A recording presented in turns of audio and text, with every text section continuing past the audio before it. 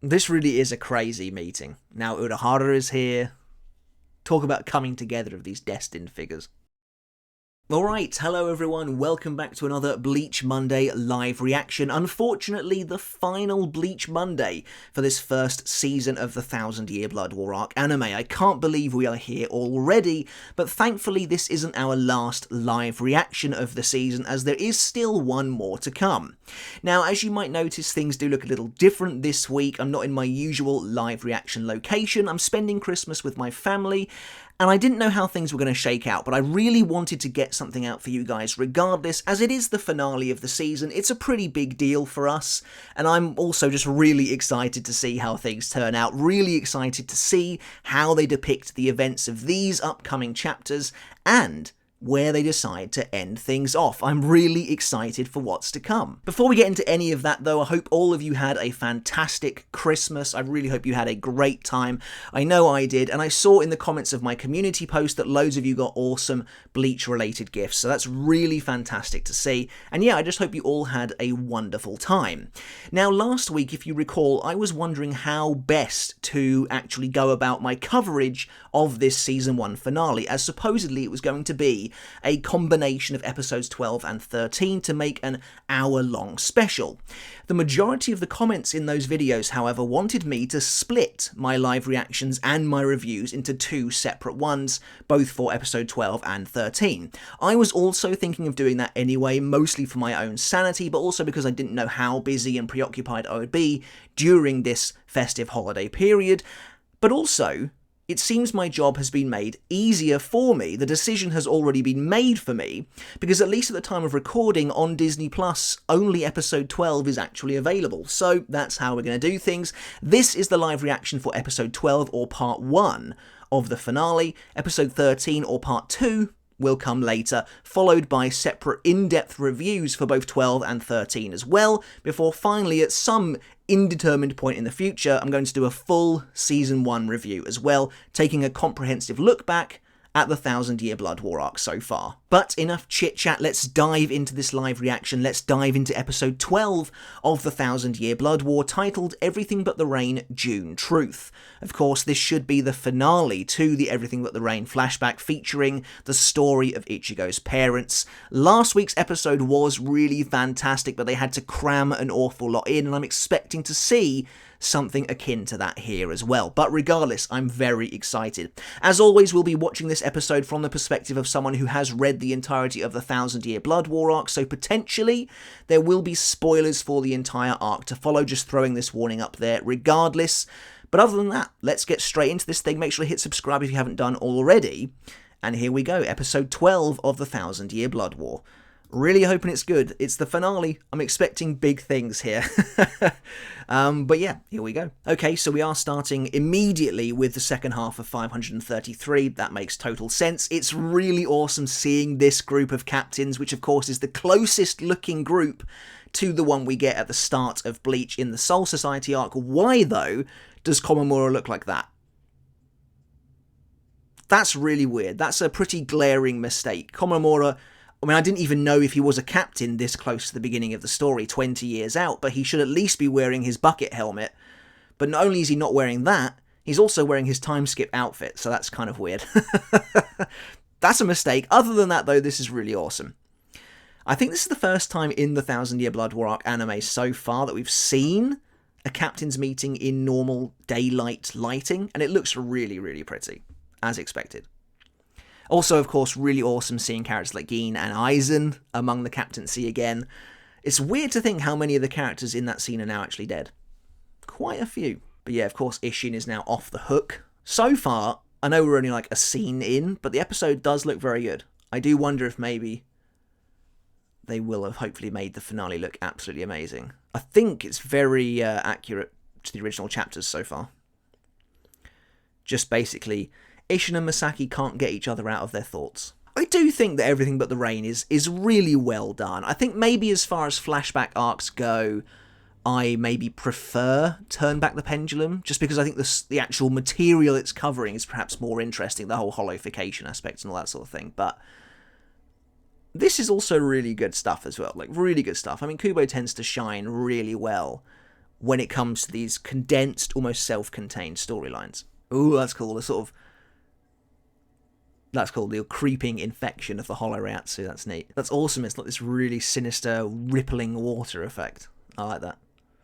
I mean, that is already the end of 533, I think. Although it was, of course, only half the chapter, so I guess that makes sense. Honestly, as exciting as it is to get this supposedly longer finale, I do really like there being a technically separate episode 12 and 13, because it does mean I get to utilise more characters for more thumbnails. And that would have really bugged me if I had had to actually try to decide who to use for just one singular thumbnail, because there are so many characters that deserve to be on there.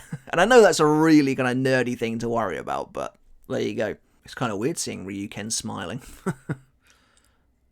I am really looking forward to his final scene with Katagiri, because it's really emotional and really well done in the original chapter. See, we saw last week that Katagiri, although she agreed with Ryuken that nothing bad had happened, she was looking certainly pretty suspicious about the whole thing. To be fair, it is interesting that Ryuken would go to those lengths to protect Masaki. It just shows how much that he actually cares about her. Because we know up until now that Ryuken, here in the past, cares explicitly about protecting that Quincy line. The Ishida bloodline, that pure blood Quincy lineage. The Ishidas really do have a massive house. The whole sort of creeping effect for the hollow infection is really cool. No, she's hollow-fying. It does seem like they're not going to show us any additional shots of Soken, which is a bit of a shame, but I do think they are, Kubo is trying to highlight the fact that Soken is not a particularly good father, even though in the present day you're supposed to feel like Ryuken is a bad father. We kind of know where he gets it from now. And it's kind of funny because, of course, Soken was there for Uryu when he was his grandfather, but does that make up for apparently completely neglecting his family back here? It is interesting as well, knowing that Soken was supposedly at least once a part of the Vandenreich as well. But so far, I mean, we're flying through. Like, this is very accurate to the source material right now. So I have a feeling this will play out probably exactly the same as episode 11. So Isshin and Ryuken's first meeting. Of course, their kind of history, as was teased briefly in obviously the present day in the Urankar arc, is something people were really looking forward to seeing. That's awesome hearing Ryuken's voice actor having to kind of go through all this, because his character has never really been the most emotional. This really is a crazy meeting. Now Urahara is here. Talk about coming together of these destined figures. So I wonder then, obviously this isn't going to be connected to 13, it's literally just going to be 2 separate episodes, I think. So I wonder where this episode's actually going to end. Maybe we will get that reveal that I've been kind of saying won't happen for the last couple of weeks, I don't know. Of course, this is the episode with naked Masaki. They've kind of censored it by turning her into a sort of glowing ghost girl, which I think makes sense, to be honest. But I mean, artistically, this is a great looking scene. And it's really cool as well, of course, seeing that visual representation of hollowification taking effect. That's really cool. Of course, White's presence now inside of her soul, looking so sinister. Oh, they got rid of Isshin's "you're older than you look" line. But I love that they kept in him at least recognising him. That's really cool. I mean, this is a pretty crazy moment, because this is, of course, loads of stuff really comes together in this moment. This feels like a lot of what Kubo was really working towards. All of Turn Back the Pendulum, as we can now see with these flashbacks, was leading towards basically this moment.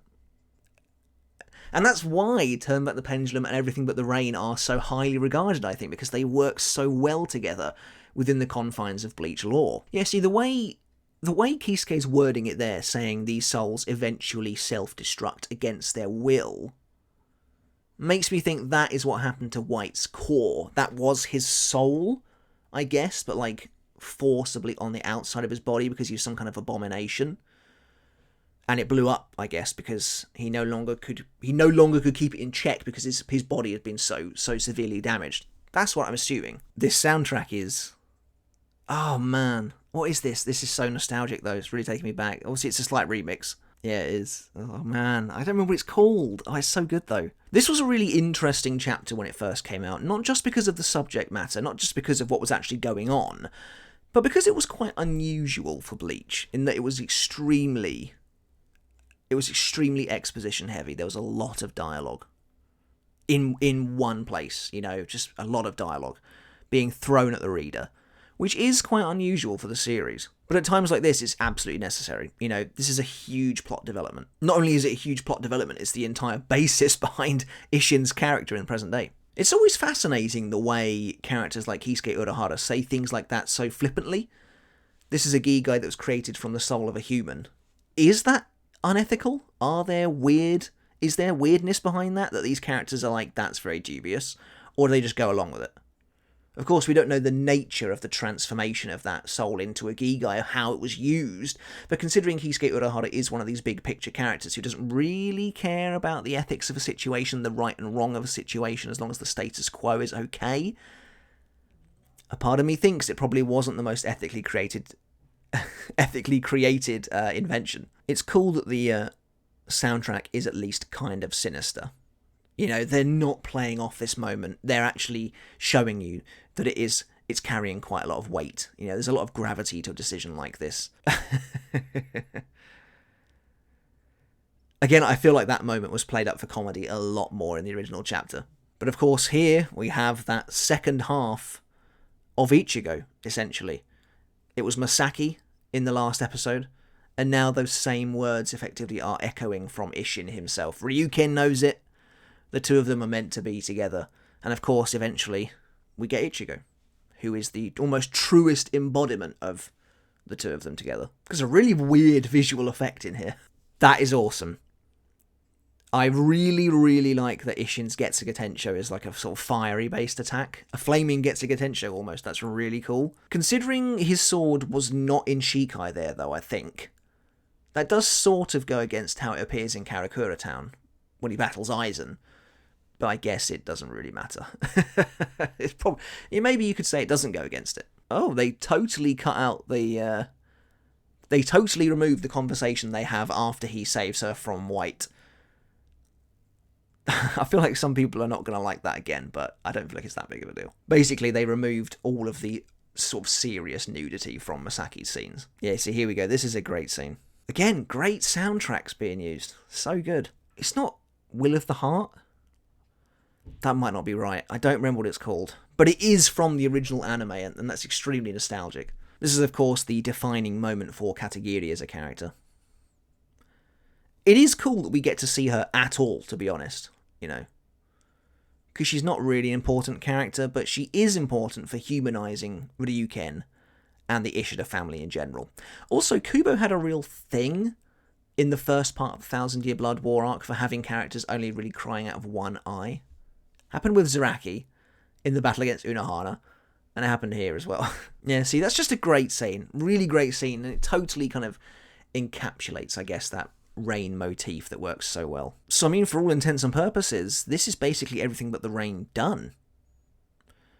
We kind of flash forward now. We get a bit of a montage where these characters settle into their new lives, essentially. But it is cool, though. You know, for what it's worth, as far as I'm concerned, I think it all works absolutely fine.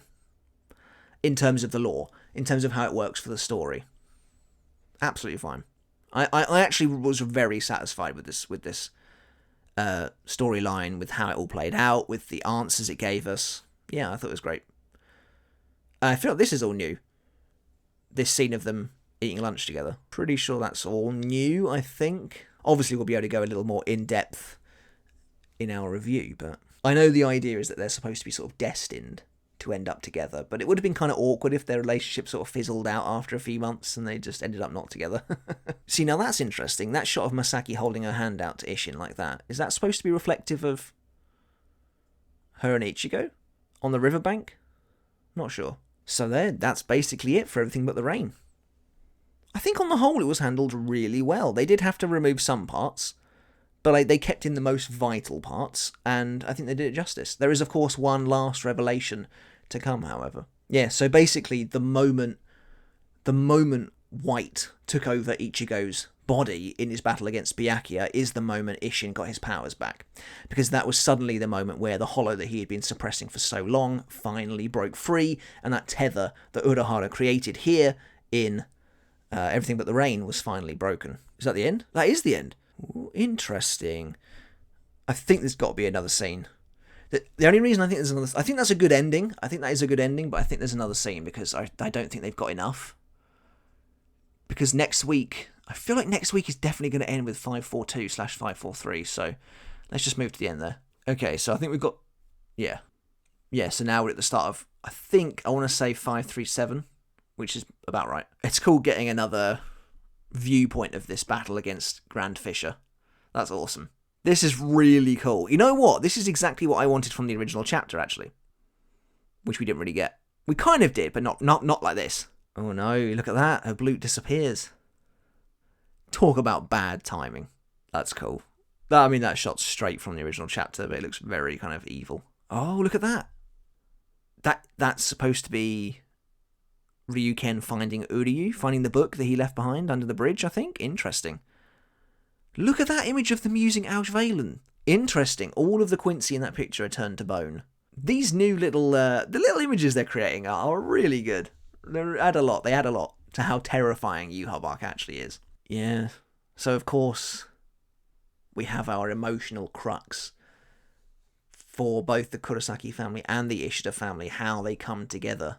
Okay, so this episode is actually going to end, I think, with the reveal that I thought they might push to not next week, but next episode. That is awesome. Okay, I love that visual of Yhwach standing in the blood. Really cool. Okay, I actually think they're handling this pretty well. I like how sinister it is.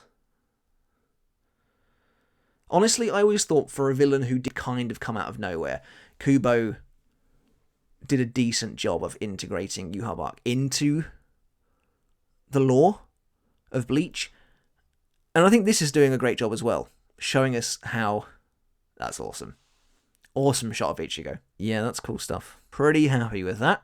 Again, though, we've got another of these episodes where they just include an entire chapter after the credits for some reason. Another good picture of Ichigo.